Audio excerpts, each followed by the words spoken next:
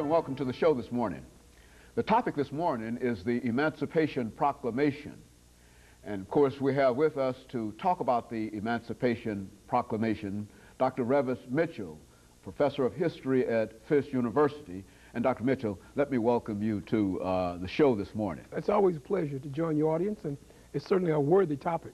You know, Dr. Mitchell, I think that we've had you on many occasions. Yes. And as a matter of fact, I think we've had you here talking about the Emancipation Proclamation before, and I think that sort of illustrates not only the importance of the Emancipation Proclamation and Lincoln's birthday and all of those things that are coming up, but it also illustrates the kind of information that you have and the quality of the information that you generally bring to us. You know, we wouldn't have had you back talking about the Emancipation Proclamation if we did not believe that you brought us some quality information, and you do often thank you for your bring kindness. That kind of information thank you for your to kindness, us. Dr. Haney. It's easy to bring good information when the interviewer asks good questions. You know, oh, very good. Dr. Mitchell, now, you know, to begin the Emancipation Proclamation in honor, and to look at it from the point of view in honor of President Lincoln's birthday, because after all, it was President Abraham Lincoln who issued the Emancipation Proclamation. That's and right. We're going to talk about that as an issue this morning. But let's have you, before we get into that, to talk about Dr. Revis Mitchell, to give us some information about your background and your education and some of the things that help to prepare you to sit in that chair and to talk about what we're going to talk about this morning, the Emancipation Proclamation and that kind of information. Well, thank you very much, Dr. Haney. It's a pleasure to be on your show again. It's a pleasure to be a part of this activity here in Nashville, Tennessee. I'm very proud to be a native Nashvilleian. My family's been here about 4 or 5 generations now. And, I was educated in the Catholic and public schools here in Nashville, attended Fisk, where I've been on the faculty now for almost 20 years, received my master's degree at Tennessee State University, traveled about 35 miles down the road and got my doctorate at MTSU, so I'm a product of the history education function here in this part of Middle Tennessee. Then, of course, been to Harvard and several other graduate programs. But it was the sound basis that I got here, which has always instilled in me a great appreciation and really a love of history. Throughout my professional career, I've been in and out of the classroom. I've held administrative positions at Fisk University and at Aquinas College, but I've never left the classroom. I think that American history is so important. Young people who are educated in America must have a grasp of their history, a good fundamental grasp.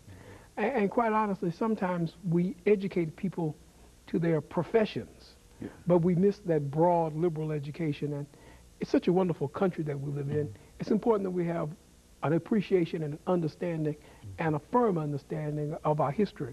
So again, programs like this, which jog the public's interest and continue to bring up historically important topics, I think are most relevant and most needed. Thank you. Dr. Mitchell, let's talk about the Emancipation Proclamation, which was issued by President Abraham Lincoln in the middle of the Civil War that started in 1861 and ended in 1865.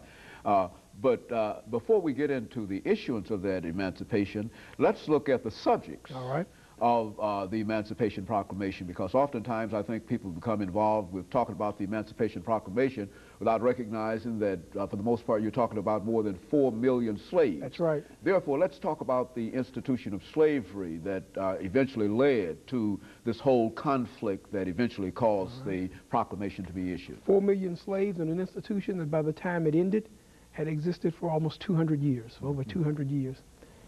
Slavery as it will come to exist in the southern part of the United States, plantation slavery, mass labor slavery, never existed any place in the world in that same manner.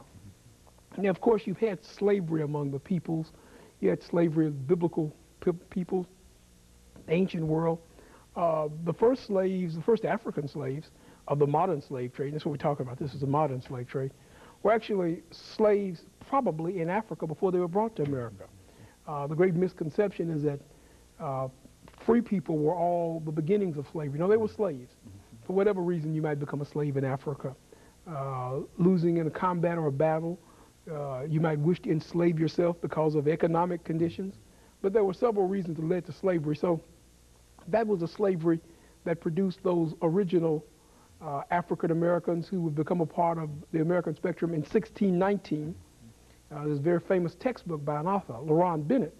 It's called Before the Mayflower, because the first Africans arrived in the New World 1 year before the Mayflower in 1620. They arrived in 1619.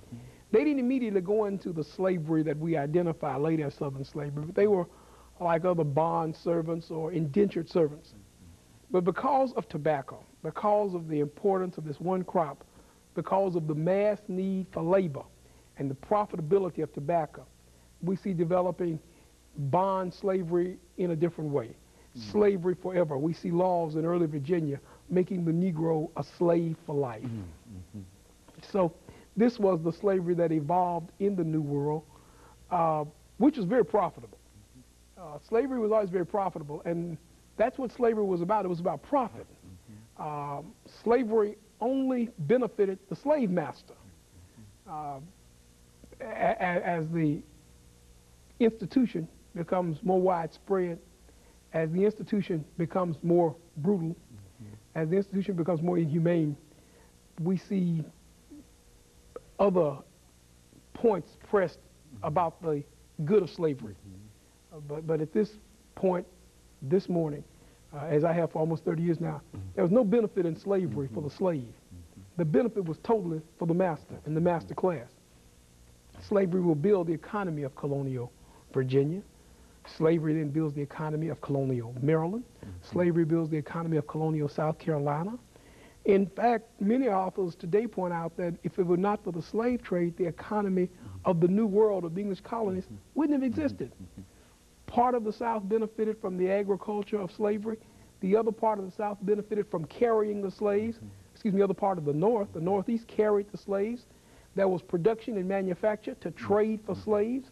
So it's on the backs of these African slaves that we see the early American economy develop. And so in a real sense, all of this labor and all of the activity in tobacco and all of the activities, sugar and all of those things that the slave was involved in, all of this is in a real sense free labor. That's right. Is it not? Which is to say that the profits that comes out of this labor can be invested in other areas. And as a matter of fact, some historians even go so far as to say that this helped to create conditions for the so-called Industrial Revolution, et cetera. That's right. And so in a real sense, the Industrial Revolution is really based and built and financed by slave labor. So that was the crucial, that was the early industry in New England.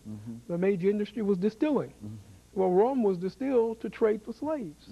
One of the major industries was fishing. Those fish were transported to the Caribbean, where slaves were being held and working the sugar areas. Shipbuilding.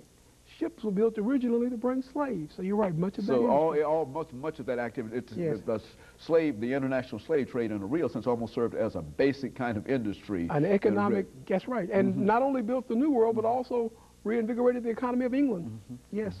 Very good. So now, the issue of the war then in 1861, so what we're saying is that this institution lasted. Well, go on. Well, even though it economically fueled the development of the New World, the North and the South developed very differently. You make the point of the Industrial Revolution. And the great irony is that slavery might have died out if not for the invention of the cotton gin. Post the American Revolution, 1701, very important date, Eli Whitney, that cotton gin. But in the North, the economy develops around industry. And in the South, the economy remains agricultural. And the South's agriculture could not exist without mass slave labor and be profitable. And that's what it's all about. It's about the profitability of slavery, the ability to put a gang of folks into the field and then to get that profit out of that. Then use that profit instead of paying them to invest. And continue. Even the profit of the sale of slaves. Because once a master owns enough slaves, he can begin to produce. Children are born. They are an industry. They can be resold. Good. And of course, Dr. Mitchell, let us take our first commercial break at this point, and we'll be back with you following this short commercial break.